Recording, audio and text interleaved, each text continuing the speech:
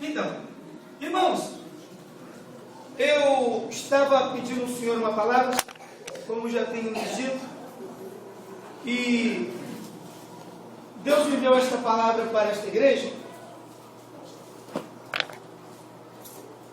Por que o reino sacerdotal? Porque o apóstolo Pedro escreve este versículo: vós sois a nação eleita, o sacerdócio santo, o povo adquirido, a propriedade exclusiva de Deus, para que anuncieis as obras daquele que vos chamou das trevas para a sua maravilhosa luz. Deus, Ele escolheu a nação de Israel, pela qual Jesus Cristo iria nascer, o Salvador do pecado e da morte. A Bíblia diz em João 3,16, porque Deus amou o mundo de tal maneira, e que deu o seu Filho unigênito, para que todo aquele que nele crer não pereça, mas tenha a vida eterna. Então, Deus promete o Messias pela primeira vez, quando acontece a queda do homem no Jardim do Éden. A Bíblia diz que o homem cai, o homem tinha o privilégio de ter Deus todos os dias, na viração do dia, sendo visitado por Deus. E a Bíblia diz que no dia que o homem cai, que Deus lhe visita, o homem não tem a condição de estar na presença de Deus, porque ele se encontra nu. E a Bíblia diz que Deus, Ele sacrifica um animal, pega as vestes daquele animal e cobre a nudez do homem. E a Bíblia diz que Deus o cobriu. Isso está em Gênesis 3:21. A Bíblia diz então que a partir deste momento, Deus, Ele sentencia o homem, sentencia a mulher e sentencia também a serpente, porque Ele diz que da semente da mulher nasceria um que esmagaria a cabeça da serpente. Deus não precisava que Jesus viesse por nação nenhuma, mas Deus achou bem assim. A Bíblia diz que há 600 anos antes, Ele olha para Abraão e diz: Abraão, sai da tua terra, do meio da tua parentela, eu parti uma grande nação e tu serás uma bênção, e em ti serão benditas todas as famílias da terra. Aleluia. Então, o plano de Deus, de que Jesus Cristo nascesse por intermédio de uma nação, estava determinado. Mas quem seria esta nação? Eu, na minha concepção tão pequena, acredito que Deus poderia usar o povo da Mesopotâmia, que já era uma nação constituída, ainda que fosse uma nação pagã. Deus poderia usar a nação egípcia, mesmo levantando o faraó para ser o vilão, ou para ser o malfeitor, ou para ser o inimigo de Israel. Deus poderia converter toda esta nação. Mas a Bíblia diz que Deus faz questão de chamar um povo que não era povo, de chamar uma nação que não era nação, de chamar gente que não era gente, de chamar alguém que não tinha identidade. E a Bíblia diz em Deuteronômio 7, capítulo 7, versículo 7 a 9, não pense vocês, escolhi vocês, porque vocês são a maior nação. Não, antes vocês não eram. Mas eu vos escolhi a vós porque eu tenho uma promessa. Eu vos escolhi a vós porque eu sei o que eu estou falando. E a Bíblia diz que Deus, Ele faz um homem da tribo de Levi casar-se com uma mulher, e esta mulher gera os filhos, e esses filhos um dia crescem, e aí Deus vê que a nação está sofrendo, porque já disse a Abraão que a nação sofreria na mão dos seus opressores. E naquele dia, Deus liberta Israel do Egito, da casa da servidão. Deus tira Israel de onde Israel jamais poderia imaginar que sairia. Aquele povo que não era povo, aquela gente que não era gente, aquela nação que não era nação. Deus agora levanta Moisés para ser o seu libertador. Moisés, ele chega para o mas quem sou eu? Eu sou pesado de povo. Eu não sei falar. Deus olha para Moisés e diz, e aquele levita chamado Arão é teu irmão? Então, fala as minhas palavras para Arão. Aquilo que eu te falar, fala para ele. Tu lhe serás por boca, eu lhe serei por profeta. E a Bíblia diz que a partir daquele momento, Deus começa a observar o desenvolvimento daquele povo. E Deus liberta aquele povo do Egito. Deus faz passar o Mar Vermelho. Deus dá experiências no deserto. Mas naquele dia, no capítulo 19 do livro de Êxodo, a Bíblia diz que Deus faz uma aliança com aquele povo.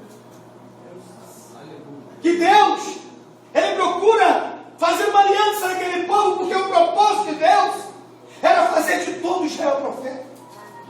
O propósito de Deus é que fazer de todo Israel sacerdote. Todo Israel deveria ser sacerdote. E qual era a finalidade do sacerdócio? Era simples. Era anunciar a lei de Deus a todos. Era ensinar aquilo que no capítulo 20 Deus daria a Moisés as suas leis. Mas a Bíblia diz que o povo pecou. O povo se degenerou. O povo faliu. O povo perdeu aquela comunhão que Deus tinha com ele.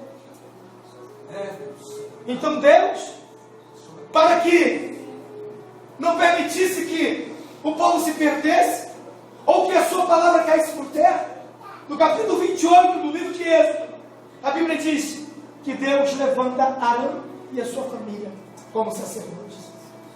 Quando Deus levanta Arão e os seus filhos, Nadab, Abiú, Eleazar e Itamar, como sacerdotes do Senhor, a Bíblia diz que eles estavam na incumbência de levar o sacerdócio aos filhos de Israel, que já não eram mais sacerdotes, porque a Bíblia diz que todo sacerdócio provinha de Levi, mas que todo levita poderia ser um sacerdote. E agora a gente vê uma triste realidade. Um povo que Deus escolheu para ser sacerdote, proveniente da tribo de Levi, Deus escolhe 4 pessoas ou 5 pessoas para dar início a uma grande chamada. E você percebe nisto que a gente entende que todo o levita, ou que todo sacerdote poderia ser levita, mas nem todo levita seria sacerdote. Então Deus confia a estes homens o chamado. Deus confia a esses homens o chamado de anunciar às nações a sua lei. E a Bíblia diz que, lamentavelmente, Arão, ele leva o povo ao pecado. Quando Moisés está no monte, recebendo a lei de Deus, ou recebendo as palavras de Deus, Josué grita para Moisés: Moisés, que alarido de guerra é esse? E Moisés diz: não é alarido de pessoas que venceram, ou pessoas que são vencidas, é somente daqueles que clamam. Arão, achando que Moisés não viria, levanta um bezerro de ouro e o povo adora da sua. Naquele momento, Arão perde a confiabilidade divina de levar o sacerdócio adiante. Então, são investidos no sacerdócio Nadab e Abiú. Esses homens acabam corrompendo-se e oferecendo fogo estranho ao Senhor do teu Deus. Então, Deus levanta Eleazar. Aquele homem, outro filho de Arão, falece. Deus levanta Finéias. Logo então, o último filho de Arão, Itamar, da onde nasceu o sacerdote. Deus tentou várias vezes mostrar para aquele povo que Deus precisava de alguém como nação santa, como povo adquirido, como sacerdócio de Deus na terra. Deus vem mostrando a essas pessoas, e as pessoas não perceberam, porque o sacerdócio era falho, o sacerdócio era repetitivo, o sacerdócio era fraco. No entanto, a Bíblia diz que esses sacerdotes todos eram homens pecadores como eu e como você, mas estavam incumbidos em levar a palavra de Deus às nações. Naquele dia, nasce Eli leva os seus filhos, que não tinham sequer compromisso com Deus, ao sacerdócio. Os seus filhos, sendo comissionados, eles pegam quando o Senhor dentro do templo. Não há mais condição de Deus acreditar e confiar no sacerdócio.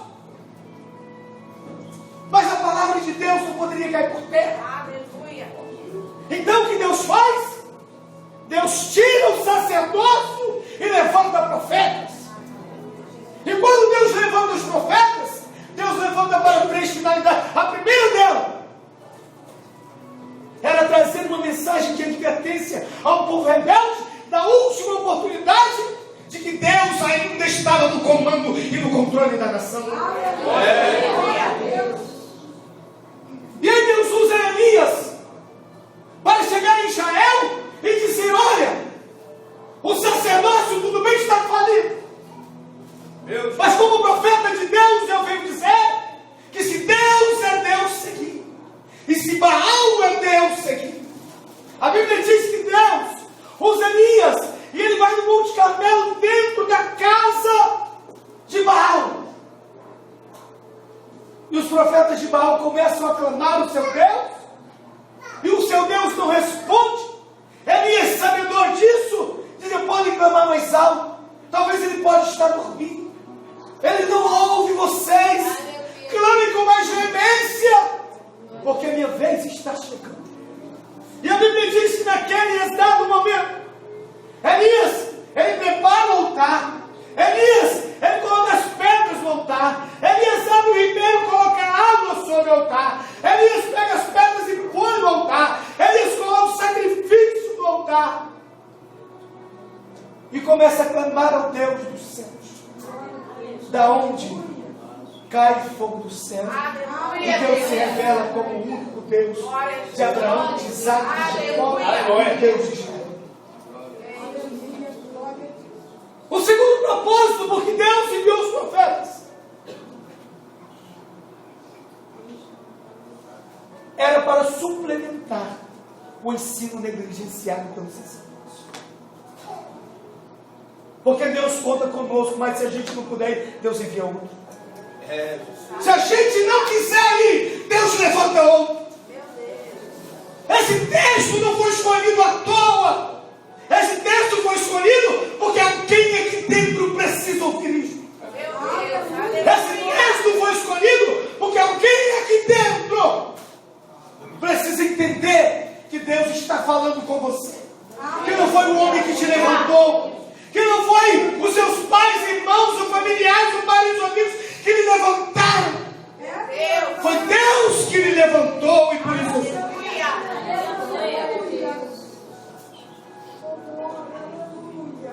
se o sacerdote falhou na sua chamada, Deus levantou o profeta. E as nossas igrejas estão precisando disso, profetas. Profetas que falem a verdade. Profetas que não tenham medo de falar a verdade de Deus. Porque, lamentavelmente, em muitas igrejas os sacerdotes têm falhado. Em muitas igrejas, os sacerdotes têm aberto as suas portas.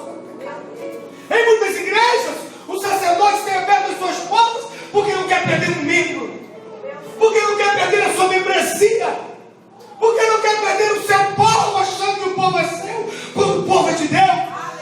Glória a Deus. Enquanto isso, Deus está preparando profetas dentro das nossas igrejas para se levantarem e falarem a verdade.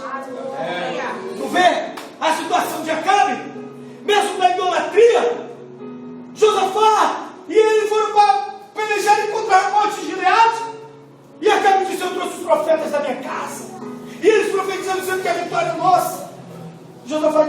profeta que tem? Micaías. Não chama Micaías, eu não sei o que Deus vai falar. E ele olha e disse: olha, eu vi todo Israel disperso como ovelha que tem pastor. Acabe disse: que é isso? Talvez nem Josafá, não falei que ele não profetizava coisa boa de mim? E aí o outro profeta que havia se vendido, Zedequias, esbofeteou e Acabe disse: quando eu não voltar da peleja, mantém este homem no cárcere com o problema. Tudo porque falou a verdade. Eu não posso esconder a minha conduta, eu não posso esconder a minha imagem aqui para massagear o seu ego, se Deus me mandou me dizer a verdade. Aleluia!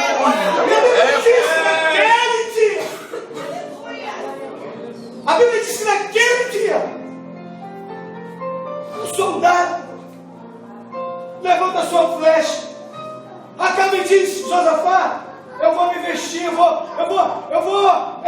entrar no meio do exército disfarçado para que ninguém me veja. E aí, vamos pelejar e nós venceremos. O homem pegou a flecha, girou para cima, e a flecha sem direção foi essa, e atingiu entre a couraça e o peitoral de Acabe, e Acabe naquele momento morreu, porque a palavra de Deus. Aleluia! Glória a Deus! Naquele momento a gente vê Deus, a nação de Judá quase vai à idolatria, mas Deus levanta Josafá como rei de Israel, o rei de Judá, o quarto rei de Judá. Depois de Baasa, Abias, Asa levanta Josafá para dizer ao povo: o Senhor reina, o Senhor comanda a nação. Eu sou o rei desta terra, mas Ele é o rei dos reis, irmãos. E enviou 5 levitas, enviou 9 príncipes, enviou 2 sacerdotes na nação de Judá para dizer que o Senhor reina. E quando estava consolidada a adoração a Deus, ou culto a Deus em Judá outra vez, se levantaram 3 inimigos ferozes de Israel, os filhos de Amon, de Moabe, do Monte Seir, para tomarem a herança que Deus havia dado ao seu povo. E aí a Bíblia diz que Deus usou o profeta de nome de Azel e diz: nesta peleja tu não terás peleja. Para estar em pé e diante ao livramento dos sumos dará, que a peleja não é vossa, senão de Deus. Aleluia! Então Deus levanta o profeta para suplementar o ensino negligenciado pelos sacerdotes. E o terceiro motivo pelo qual Deus levanta o profeta é para trazer uma mensagem de uma nova oportunidade ao povo. Porque se o sacerdote falhar, eu disse e repito, Deus levanta o profeta. E quando Deus trata, Deus não trata para matar, Deus trata para salvar. Porque o propósito de Deus é esse. O povo foi para o cativeiro, acharam que ia morrer lá, perderam as esperanças, mas Deus usou o profeta dizendo: calma, o cativeiro é apenas a lição de casa para saber que Deus é Deus. Então qual foi o primeiro propósito, o primeiro aspecto por que Deus escolheu Israel como nação? Porque Deus acreditou naquele povo. Você está entendendo a necessidade de Deus? Você está entendendo a igreja do Senhor? É porque Deus acredita em nós. É porque Deus acredita que pode contar conosco. Quem é chamado por nação santa? Aleluia! O sacerdócio real. O propriedade exclusiva de Deus.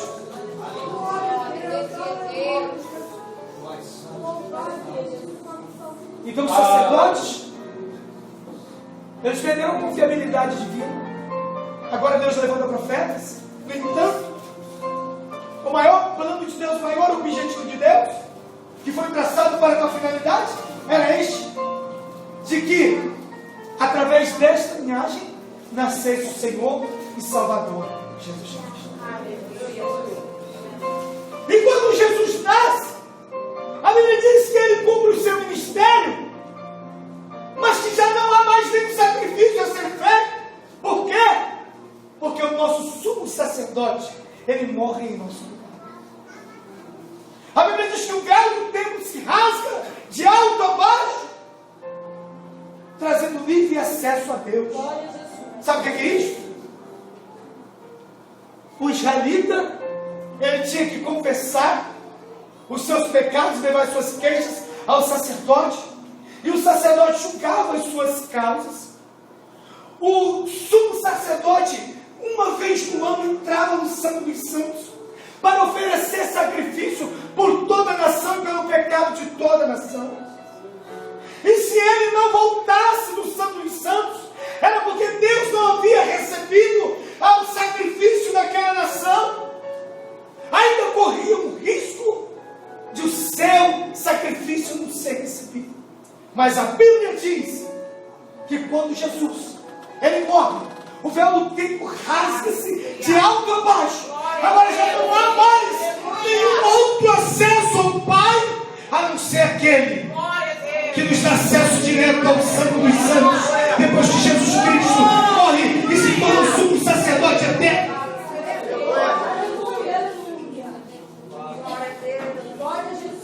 Então a minha palavra nesta noite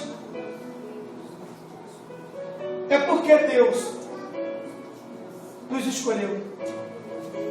Esse texto de 1 Pedro 2:9, ele fala de dois aspectos do sacerdócio do crente. O primeiro é que nós somos privilegiados. Quem é privilegiado por ser um crente de Jesus? Quem é privilegiado por ser um salvo em Jesus Cristo? Ser chamado para o sacerdócio era um privilégio muito grande. A Bíblia diz que Deus escolheu a nação, mas a nação não teve a condição de exercer o sacerdócio.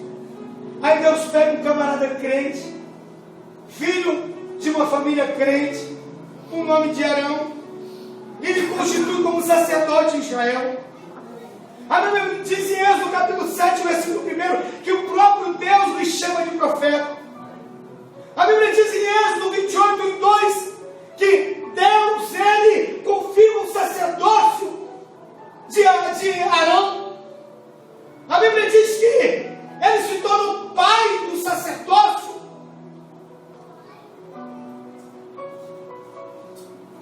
A Bíblia diz que ele teve a maior experiência com Deus no monte, quando Moisés o convidou, segundo a ordem de Deus, para ir ao monte, e a Bíblia diz que a glória de Deus desceu sobre eles. Então, associado a todas essas verdades, Arão não tinha por que não levar a palavra de Deus adiante. Quem já teve alguma experiência com Deus diferente hoje mesmo do que nós vimos hoje? O irmão disse que eu fui batizado no Espírito Santo. Eu fui tocado pelo Senhor hoje. Nessa sexta-feira. Meu Deus. Sabe o que é isso, irmãos? Isso é privilégio para poucos dos nossos dias. E tem gente que não quer mais buscar. Tem gente que não está nem aí para isso. Parece ser coisa do passado. E os que são batizados esqueceram-se que o diabo está tentando roubar 3 coisas da guerra. O primeiro é o passado glorioso. Quem é que não lembra do dia que aceitou a Jesus? E parecia até uma fogueira chegando em casa. Quem é que não lembra do passado glorioso? Acham que Deus só foi Deus para Abraão, Isaac, Jacó, José, Gideão, Sansão, Davi, Salomão. Mas para ele Deus não é Deus. Irmão, quem te salvou foi o Senhor. Olha para o seu passado e veja quem você é agora. Olhe para quem era você e veja quem você é agora. É melhor agora ou antes? É melhor agora ou antes? Diga! É melhor agora ou antes?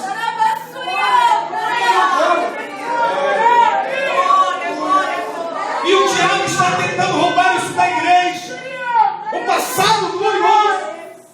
Pessoas que acham que Deus só se manifestou no passado. Deus está presente em nosso meio.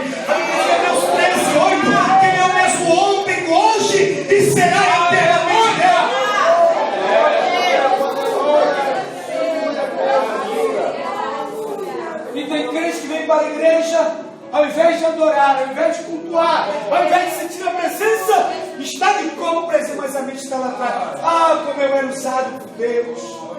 Ah, como eu era cheio de Deus. Ah, como Deus falava comigo. Ah, como Deus era Deus na minha... E hoje? E hoje, quem Deus é na sua vida?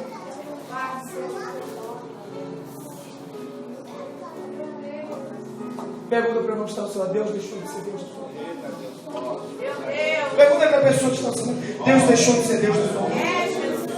Pergunta para ele, Deus deixou de ser Deus na sua vida. Meu Deus, aleluia! Deus está atentos a isso.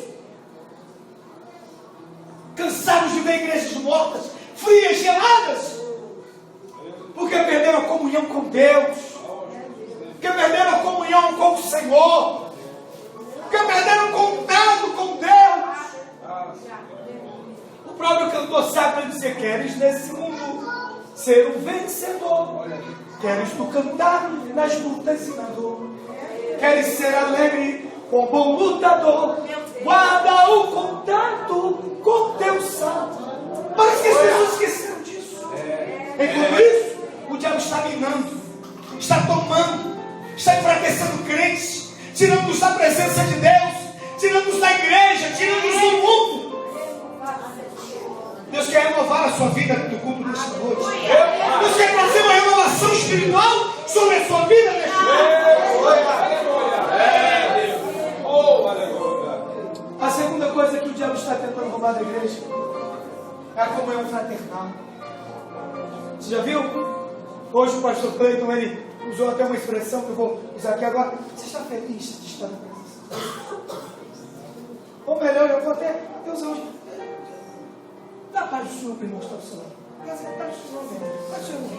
Dá paz do Senhor. Dá paz do Senhor. Dá paz do Senhor. Isso repete a comunhão fraternal. E o diabo está tentando roubar isso.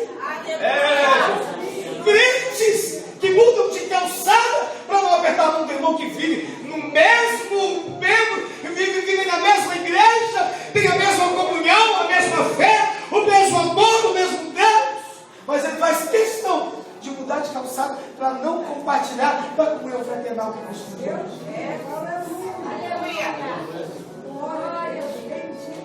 E quando isso o diabo está tentando roubar, entra na igreja, não conhece ninguém, senta no seu campo, dá glória a Deus como quer, fica estático, já não sente mais a presença de Deus. A comunhão fraternal, e é muito bom. A Bíblia é quão bom e quão suave é que os irmãos vivam em união. Está faltando isso em nosso meio hoje. Dá um lugar, pastor, para a gente que anda por aí. Comunhão fraternal. Parece que os cultos viraram reuniões sociais, onde o que prevalece é o que tem mais status, é o que tem mais poder, é o que tem mais riqueza, é o que anda mais bonito, é o que anda mais bem vestido. Estou falando de mim, não estou falando de ser bonito. Mas a realidade aí é assim mesmo. A realidade aí foi essa mesmo. As igrejas que Cristo entra, quando eles querem deixar Cristo entrar, o Espírito Santo não pode mais agir, o Espírito Santo não pode mais atuar, o Espírito Santo não pode mais falar, não pode mais interagir no meio dos irmãos, enquanto um fala em línguas estranhas, o outro interpreta do outro lado.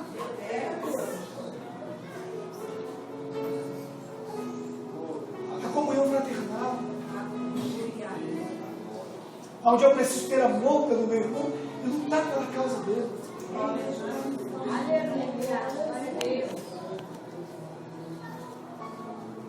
O terceiro fator que o diabo está tentando roubar da igreja é a sensibilidade espiritual.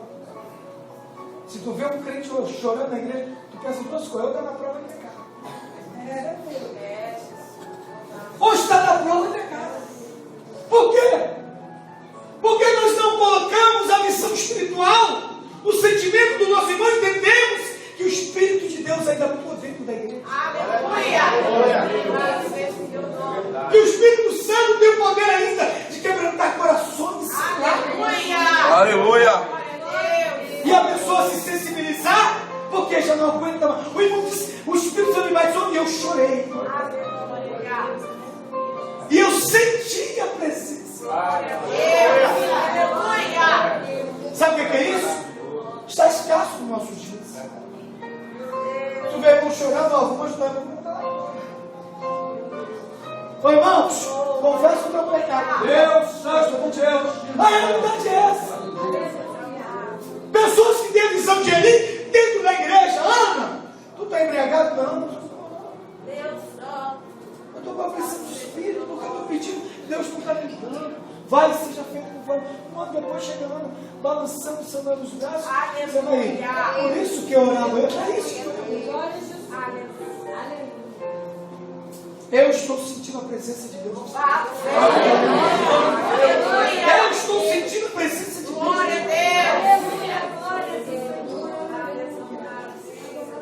A sensibilidade espiritual é quando nós damos vazão para o Espírito de Deus. É quando nós damos a oportunidade do Espírito de Deus agir.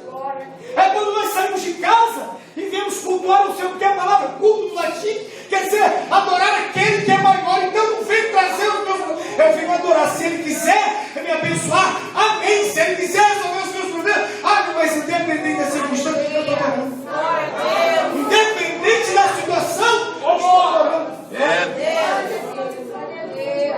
Tem gente pior do que eu, que estou aqui hoje. Veio empurrado, veio forçado, veio porque não tinha outro programa. Está aí, com a mente confusa, com o coração dolorido, mas está adorando. E o Espírito de Deus está falando. E o Espírito do Senhor está agindo.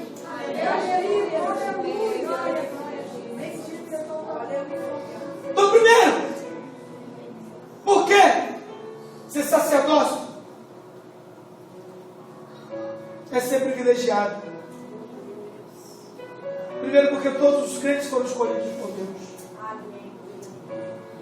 Pedro disse: vós sois nação santa, sacerdócio real, povo adquirido por Deus, a fim de que anuncieis as obras daquele que nos chamou das trevas para a sua maravilhosa luz. Segundo, que é bíblico o sacerdócio de todos os crentes. Vós, como pedras vivas, ofereceis sacrifícios vivos a Deus. Terceiro, que o véu do templo se rasgou. Sabe o que é isso? É quando Ele traz salvação a todos os homens. Seja sincero, você merecia estar aqui dentro hoje? Tem gente que não merecia. Tem gente que está dentro das igrejas que não merecia estar na igreja. Já mataram, já furtaram, já roubaram, já se prostituíram, já adulteraram, já cometeram tanto tipo de crimes e vícios, que quando estava na sarjeta, Ele fez questão de limpar com seu sangue, de lavar, de purificar essa pessoa, de transformar essa pessoa. Glória a Deus, aleluia.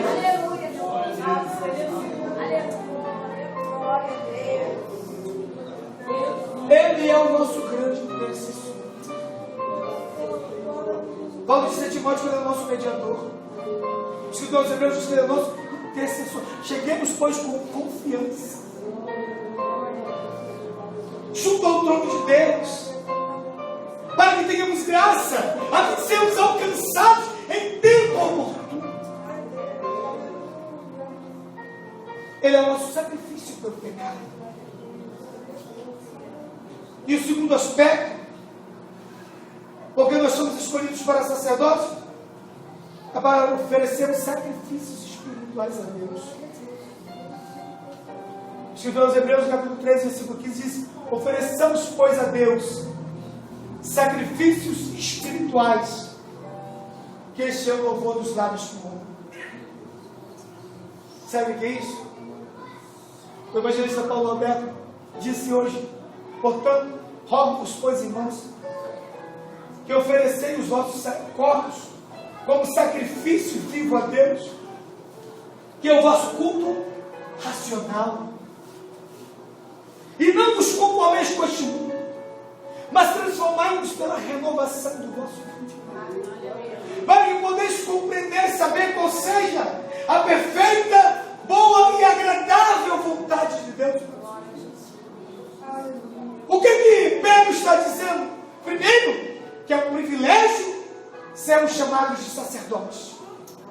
E que segundo, é um privilégio oferecer o sacrifício vivo a Deus. Porque ele viu o corpo dele, como eu vejo o meu, como você tem que ver o seu, como o templo do Espírito Santo.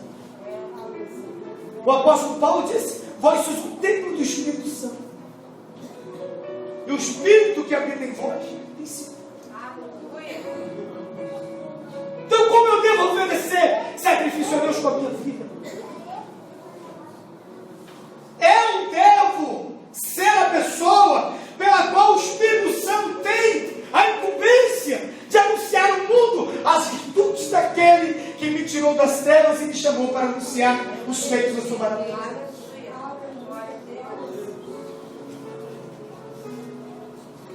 Eu venho aqui como profeta de Deus para dizer que Deus não esqueceu de você. Para dizer que se este tema foi escolhido, foi porque Deus me deu uma outra oportunidade para você entender que você não é qualquer um. Que você não é mais um. Que você não é um Zé Ninguém. Mas que você é um sacerdote de Deus. Para anunciar aquilo que Deus tem feito em sua vida. Para anunciar a palavra de Deus. Eu venho aqui para dizer para você que você não é coitadinho. Eu venho aqui para dizer para você que você tem um valor muito maior do que qualquer pessoa possa compreender. O que o apóstolo Paulo disse: que por um preço fosse comprado. Não fosse comprado com moeda, não fosse comprado com qualquer dinheiro, fosse comprado com precioso sangue. Aleluia! Glória a Deus! Sabe o que é isso? É uma injeção de ânimo. Vós sois nação santa. Em todo tempo sejam alvas as tuas, e nunca falte o óleo. Mas hoje está ao contrário. Nem todo mundo que tem óleo tem vestes santificadas. Nem todo mundo que apresenta ter vestes santificadas tem óleo.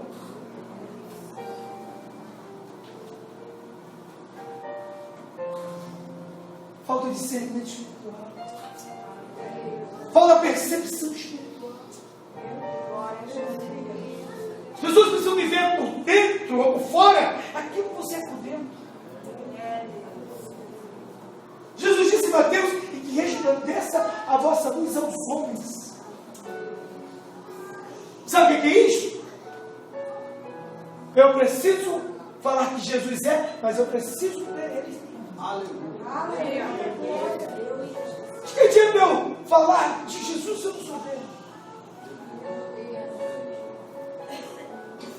Vós sois povo adquirido.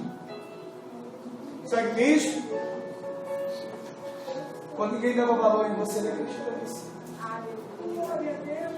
Quando ninguém te dava valor, ele acreditou em você. Lembra daquela nota de 100? O pastor pegou a nota de 100 e disse: quem quer? Estou eu. O pastor pegou a nota, amassou ela. E amassou ela. Você quer? Metade do eu. O pastor cuspiu nela, pisou nela. Disse: quem quer? Eu sou ela. Por quê? Porque mesmo cuspido, pisado, amassado, você não perde valor. Continua tendo que ter valor. Deus quer levantar o exército esta noite. Deus quer levantar o exército esta noite. Meu fundamento nesse texto de 1 Pedro 2:9 é que quando a nova Jerusalém vier sobre a terra, nós serviremos ao Senhor aqui. Nós seremos sacerdotes do Senhor na nova Jerusalém. Sabe o que é isso? É privilégio para poucos. E quando chegarmos no céu, adoraremos Ele dia e noite. Eu gostaria que nessa noite se levantassem somente os sacerdotes de Deus. Que ficasse de pé na nação santa. O povo adquirido por Deus.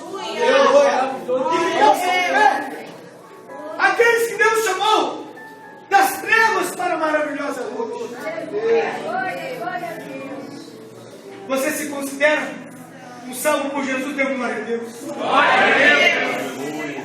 Você se considera alguém que Jesus comprou com seu sangue? Dê aleluia. Aleluia. Eu quero profetizar sobre a sua vida. Que Deus vai lhe encher da sua palavra. Porque o sacerdote é para isto, é para anunciar os feitos de Deus.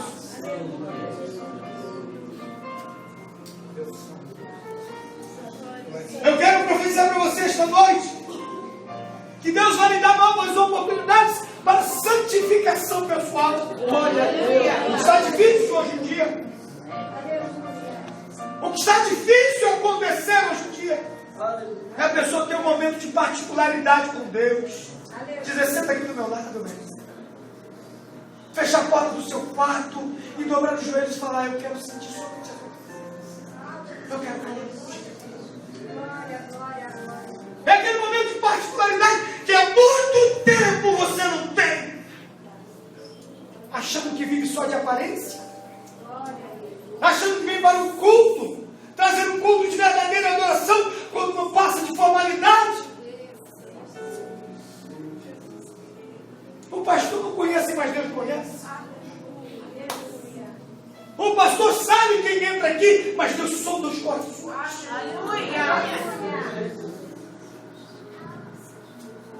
Então, primeiro eu profetizo que Deus vai renovar essa chamada, o sacerdócio em tua vida. Eu tu és um profeta e sacerdote de Deus. Segundo, que Deus vai renovar o modelo de santidade.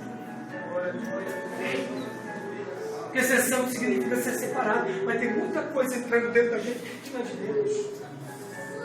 A começar pelas vestes. E o sacerdote, quando ia apresentar-se ao Senhor, a primeira coisa que ele fazia era se adornar. A primeira coisa que ele fazia era pegar as vestes santas, vestir-se conforme o modelo de um sacerdote. Porque tem muita gente entrando dentro da casa de Deus, vestindo roupa de qualquer maneira. Meu Deus. E ele se apresentava ao Senhor. E até as sandálias dos seus pés tinha que tirar. Você vai entendendo o que Deus está falando? Esse lugar aqui tem um dono, e o dono é espiritual. E ele é espiritual. Que o Senhor adora e o adora em espírito e verdade. Deus vai renovar o modelo de santidade. Não é para você viver como o mundo. Não é para você viver como os costumes mundanos. Mas Deus te separou e tu sabe disso. Da chamada que Deus tem em tua vida. Em terceiro lugar, Deus vai te conscientizar do preço que Ele pagou pela tua vida. Tem muita gente achando que salvação é um seguro contra incêndio para fugir do inferno. Outro dia eu perguntei para a irmã, irmã, por que eu estou salvado? Porque eu tenho medo de ir para o inferno. É só isso. É só isso. É um seguro contra incêndio. Achando que o preço derramado na cruz do Calvário foi para isso. Aquele preço tem um valor inestimável. Muito maior do que eu e você imaginamos. Porque se Ele nos salvou, sendo nós pecadores, imagina quem tem mais pecado que nós. E por aí vai. Então, como profeta de Deus, eu venho dizer essas três coisas. Deus vai renovar o sacerdócio de tua vida. Para você anunciar as virtudes fortíssimas. E se colocar em sua palavra, em sua boca a palavra, fale, porque você é profeta de Deus. Segundo, renovar o modelo de santidade. Porque tu é chamado como uma nação santa. Sabe o que é isso? As pessoas lhe conhecem pelo comportamento, pelo temperamento, pelo caráter, pelas atitudes. Lá vai o crente. Lá vai a crente. Em terceiro, conscientizado que o preço que Ele pagou por você, ninguém pagaria. Porque tu não merecia nenhum. Mas nós estamos aqui essa noite. Glória a Deus. Amém. Quem é feliz por ter Jesus como Senhor e Salvador? Glória a Deus. Aleluia. Quem é feliz por ter Jesus como Senhor e Salvador? Alguém aqui nessa noite que ainda não aceitou Jesus? Deixa eu ver. Um jovem lá. Quem mais? Glória a Deus. Quem mais? Tem mais alguém? Aleluia. Glória a Deus. Irmão, Glória a Deus. tu gostaria de fazer uma aliança com Jesus esta noite? Aleluia. Gostaria de ter um relacionamento com Deus esta noite? Glória a Deus. Olha para mim, vem frente que eu vou orar por você. Vem cá. Vem cá, Diego. Diego. Vem cá, Diego. Não tem como fugir, já conhece o nome. Oi? Ele é tímido, né? A Bíblia diz em Marcos 4:40 que pessoas estão tímidas. Ainda não tem fé. Diego, Jesus te ama. Vai para mim, vai. Olha nos meus olhos. Ele te trouxe aqui hoje para uma mudança de vida. Para uma transformação da tua vida. Você acha que ser bonitinho leva alguém para o céu? Ser tímido leva alguém para o céu? Leva alguém para o céu?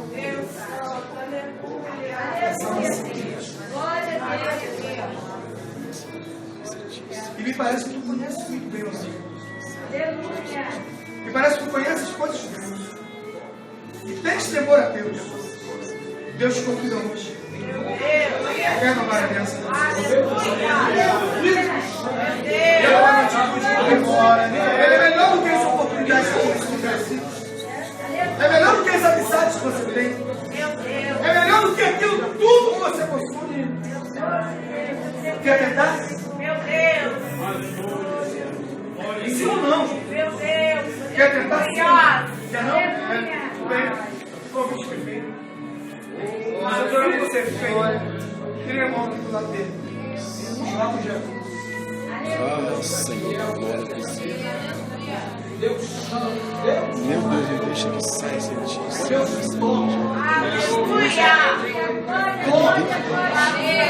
Oh, lavaço e de cantará, canto e de mantaraço e de pá.